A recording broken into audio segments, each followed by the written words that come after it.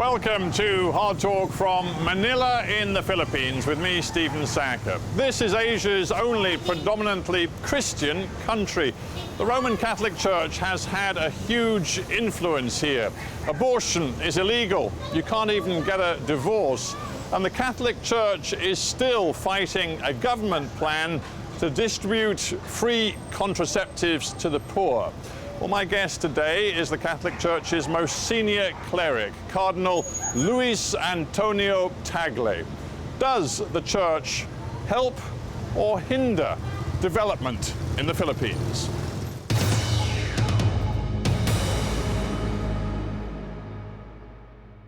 Cardinal Luis Antonio Tagle, welcome to Hard Talk. Yeah, thank you. Thank you for having me. Well, it is a pleasure to be here. I want to begin by talking about contraception and family planning.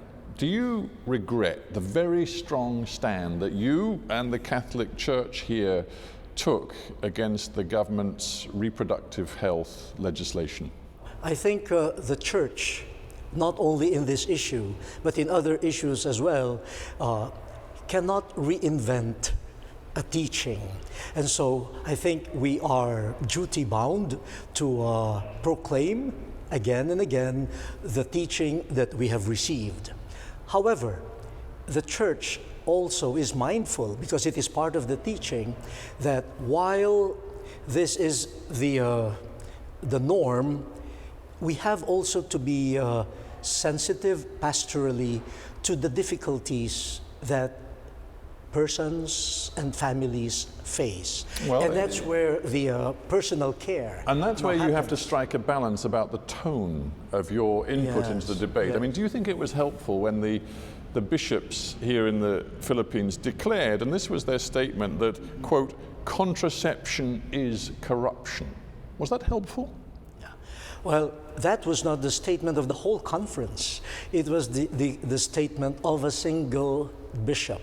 And as far as I can remember, the conference has some sort of a common stance, but each individual bishop addressed the concerns, and they used their own language, their own way of speaking. But in a sense, you are the most senior Catholic cleric in the country. Do you think that using that kind of language and the implication that Filipinos who use contraception are in some sense corrupt, do you think that was a mistake?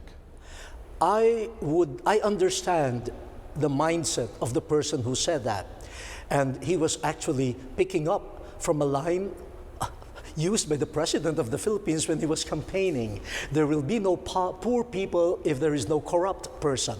So at that time, this issue of corruption was very alive, and it was used for different issues. But as me, I would probably have used a different language.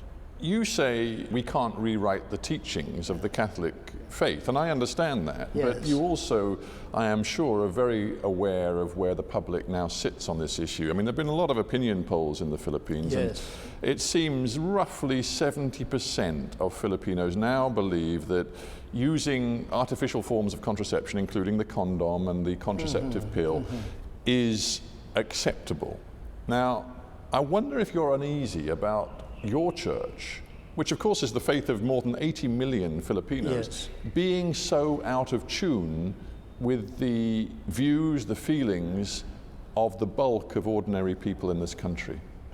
Well, in a sense, this is not the first time that we have people whose opinions and positions on some issues don't always coincide with the official teaching. This is just one, no? But this is a very big deal. Here we sit in a country where 2 million people are being added to the population every year. And you know much better than me that we can walk just a mile or two from this lovely Archbishop's house, and we can find the most desperate slums and poverty, and children living on the streets, and families unable to cope and still having yet more babies. So this is an issue that matters. Yes, it is. But the question is, how do we teach people how to be responsible parents.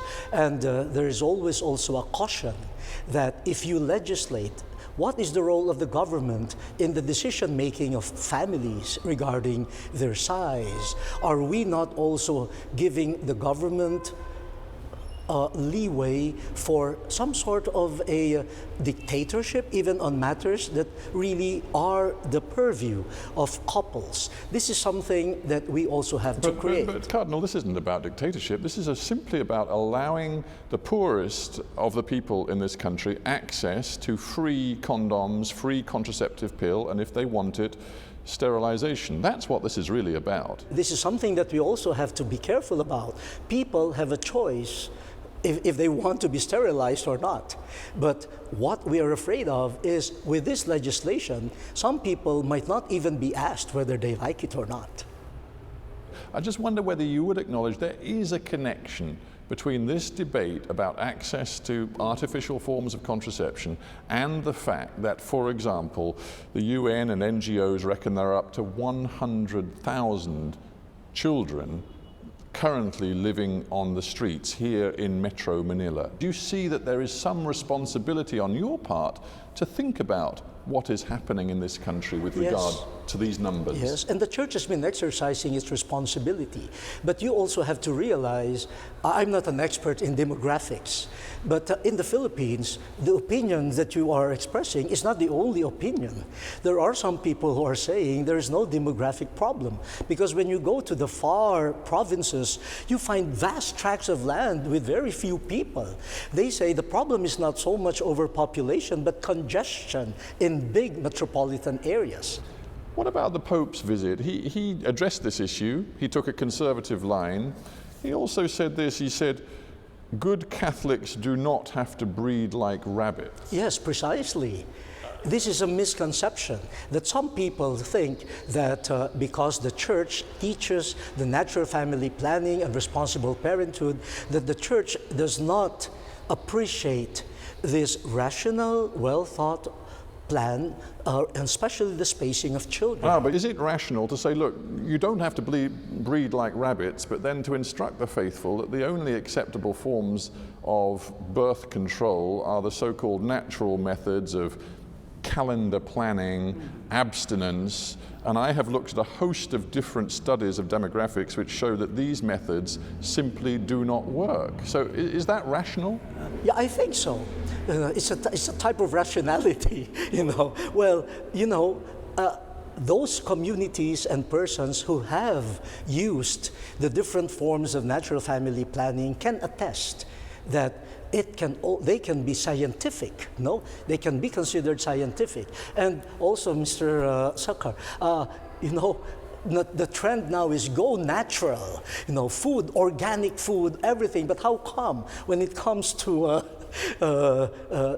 the size of the family and the children, we're going artificial? I mean, the world must decide. No, let's go natural, okay. Organic, okay. Natural, according to all of the studies, doesn't work. I know, for example, some dioceses, churches here, where the people, after being educated, they have a very high success rate. In this country, obviously, for a long time, and I think without much question, abortion has been completely illegal. And a woman who has an abortion faces up to 6 years in jail. According to the Guttmacher Institute, which has done a study of this, that they reckon perhaps 500,000 to 600,000 induced abortions are happening in this country every year. Unfortunately, yes. And maybe 1,000 women, roughly, are dying as a result of the fact that it's happening in back streets, it's happening in the dark, shadowy places. What do you think is the church's responsibility to address that issue of so many women who feel forced to have illegal abortions in this country? So we have to look at the reasons why those pregnancies have become unwanted. You know, there's a very complex issue. Do you see it connected to the debate we've just had about contraception? Yes and no, because some of the pregnancies, we have, for example, the the issue of human trafficking, you have prostitution on the streets, you have even child labor, and part of the labor is their vulnerability to things. No?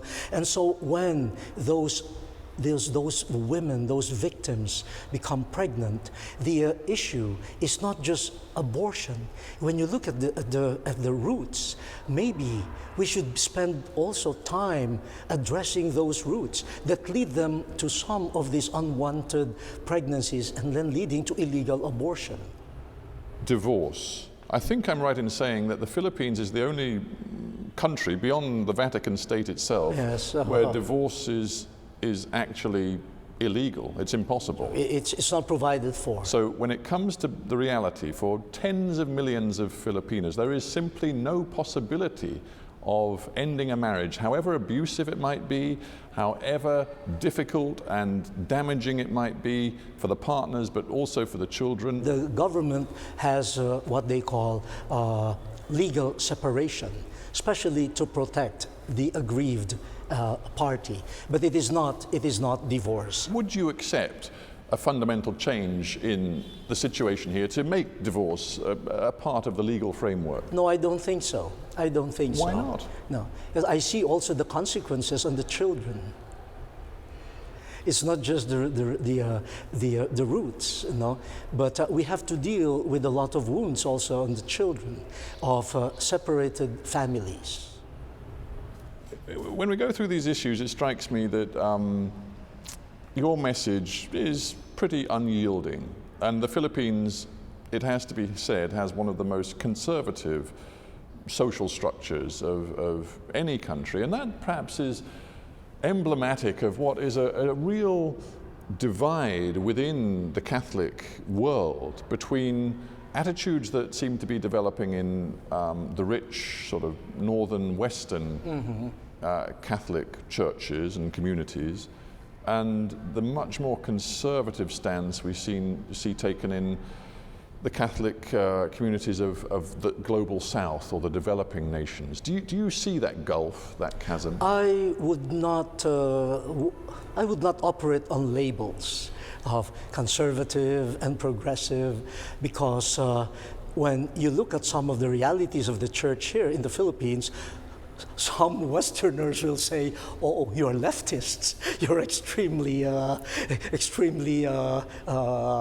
progressive." You know, when it comes, for example, to social involvement, the formation of Christian communities, the development of socially developed communities in terms of organization, of defense of human rights and all of those. When we're talking about everything from family planning to divorce, these are, you know, to many people, these are issues of human rights and gender rights. And I just, you know, if you run through some of the recent surveys, Univision did a big survey.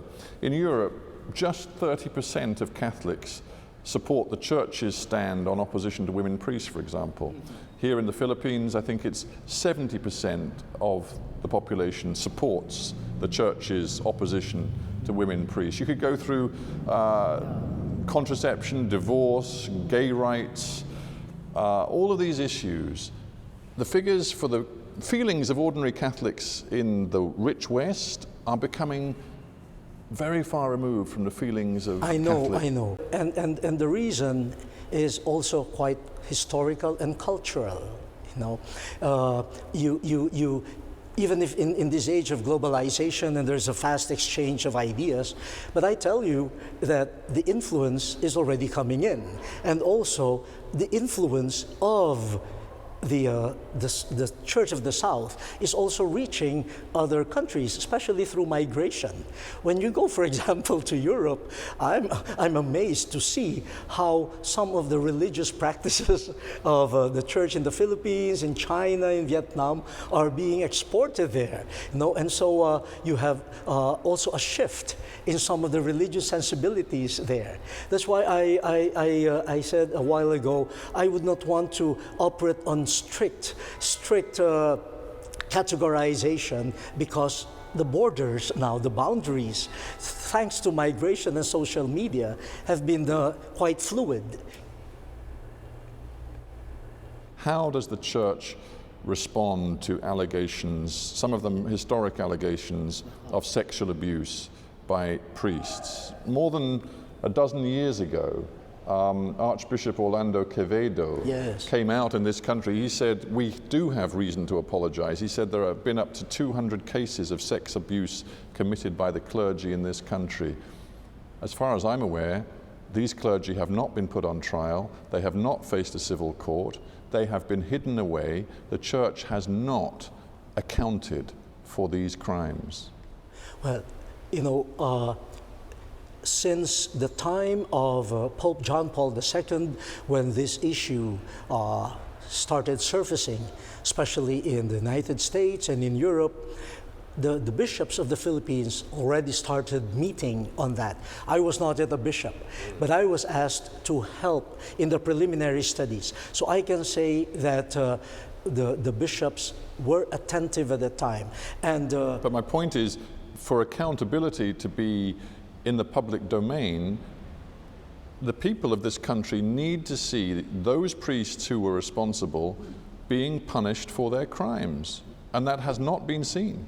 Well, you know, many of those priests have already been taken out of their public ministry, and some of them have already been, I think, waiting for the process of being dismissed from the clerical state. Well, the critics, including Father Shea Cullen, who's an Irish priest, I suspect you might know him. He's done years and years of work, particularly with street children in the poorest parts.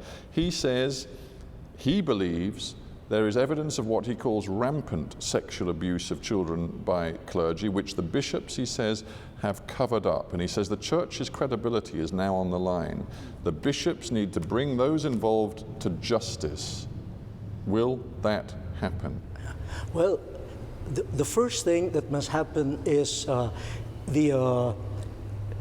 you know, again, something I'm not defending, but this is something again cultural. Now, what is the concept of accountability? You know, here, for example, many people would say, let us trust in the internal process, the canonical process of the church in investigating this case. But what if there is no longer trust? What if actually the only way to be held to account is to allow the civil courts to actually mete out justice? They are free to go. But the church is not actually handing over the documentary evidence, is not helping the civil authorities to do that. If the civil authorities ask for it, then we are duty bound to hand them over. Yes. And in fact, some of the victims are told it is within their rights to go to the civil courts. No one is blocking them. No. I can tell you that. Mm-hmm. You say internal dealing with this problem is satisfactory. Do you think that the Filipino population right now believes that to be true? I think in general, yes. Culturally, there is a big, premium put on shame. And there is But some of these people, with respect, should not just be shamed, they should be locked up. They are a danger to society, and they have committed the most heinous crimes. Yes, but remember, the victims, once exposed to the public, might also be shamed. Okay, so this is something cultural. I see you. I said, yes. Well, I'm just wondering if that, even the shame of victims, although of course many of them could remain anonymous if the court procedures were organized, I'm just wondering whether that is reason to allow some of your priests, the priesthood, to go free, to remain in society. Definitely not. Definitely it is not a reason to that. But I'm talking about the perspective of those people who say, okay, we will go to the courts. Now we will go to the courts if we do not see the action of the ecclesiastical courts. But if they see the procedure happening swiftly and their needs are met, then generally they respect that. We've discussed accountability, and maybe the other word we should use is transparency. A thought about the material standing of the church in this country. Pope Francis was recently here, and he's known throughout the world for his advocacy of humility and material lack of extravagance. Yes. And yet this church, particularly in Manila, the Diocese of Manila, is regarded as one of the richest in the entire world. As I understand it, this diocese owns 10% of one of the country's biggest banks. It's worth hundreds of millions of dollars. It has a seat on the board of the bank. It owns other vast stock investments in mining companies and other things. It has foreign currency holdings. It has bonds. Why on earth do you need this vast resource? Well, first of all, remember that the Archdiocese of Manila, I've been 3 years only as Archbishop. This has been an archdiocese for more than 400 years. So the assets of the church, and this is not the only place where the church owns property, has been an accumulation. How much is this archdiocese worth? Oh, well, I don't know the exact figure But there. transparency and accountability would suggest that you, and indeed your flock, should know how many hundreds of millions of dollars this archdiocese is worth. No, it's I think it can be accessed through the Securities and Exchange Commission. This is public documents. For a church which is supposed to be committed to humility and to be reaching out to the very poorest in this country, do you think it's a little bit of a problem that actually the church is one of the wealthiest institutions in the land? But the church is also, it has also things that it has to spend on, and the biggest charitable institution in the Philippines is still the church.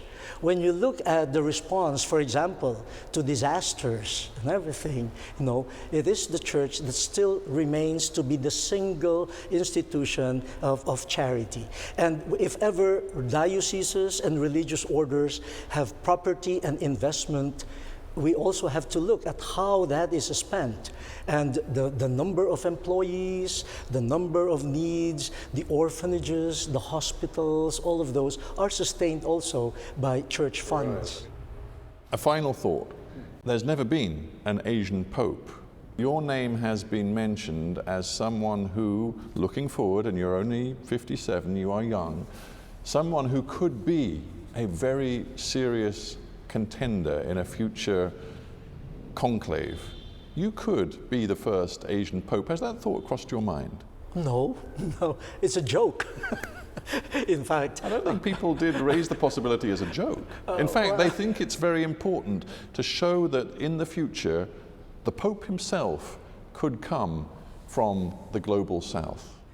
Well, it has happened. The Holy Father comes from Argentina, but me thinking of myself in that position, I laugh at it. I have heard it, but in my mind, it is a speculation and the creation of some people who with a very good imagination.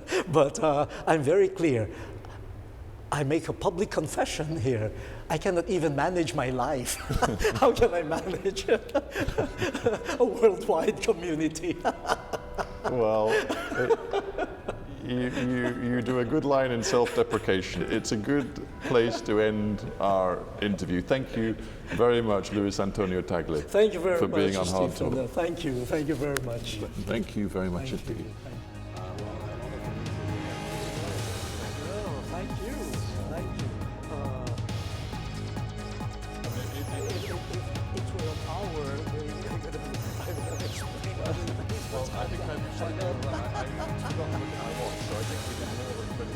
Yes, I think so. You'll find it difficult to edit.